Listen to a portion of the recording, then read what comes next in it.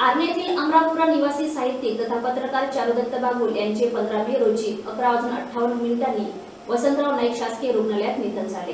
मृत्यू समय त्याचे वय 65 वर्ष होते। त्यांनी 2 वर्षापूर्वी देहदानाचा संकल्प एकता देहदान समितीच्या जिल्हा अध्यक्ष समीना खालिक शेख यांच्याकडे रितसर फॉर्म भरून लेखी स्वरूपात केला होता। याला त्यांचा मुलगा तन्मय, दर्पण मुलगी प्रणया व पत्नी प्रतिभा बागुल यांनीही समर्थन दिले होते।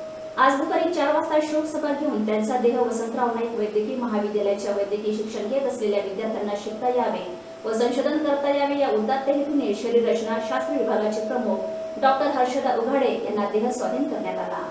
बागुल यांचे बरेच पुस्तके प्रकाशित झाली आहेत। त्यांना महाराष्ट्र शासनाचा वाङ्मय पुरस्कार 1986 ला पुणे येथील पोलीस हवालदाराची डायरी या पुस्तकाला मिळाला।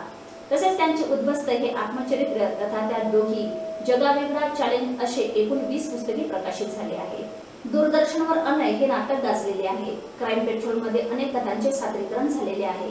एकता देहदान समिती मागील 21 वर्षापासून हे कार्य करीत आहे। आजपर्यंत 15 देहदान व 2 नेत्रदान समितीच्या मार्फत करण्यात आले आहे। हे उल्लेखनीय बाब आहे। या समितीच्या अध्यक्षा समीना शेख यांनी नागरिकांना आवाहन केले की त्यांनी देहदान व अवयवदान नेत्रदान करावे। यासाठी शासन स्तरावर ठोस पावले उचलणे तसेच सामाजिक चळवळ प्रभावीपणे राबविणे गरजेचे असल्याचे मत पत्रकार चारुदत्त बागुल यांचे देहदान केल्यानंतर माध्यमांशी बोलताना समितीच्या अध्यक्षा समीना हाजी खालिक शेख यांनी व्यक्त केले।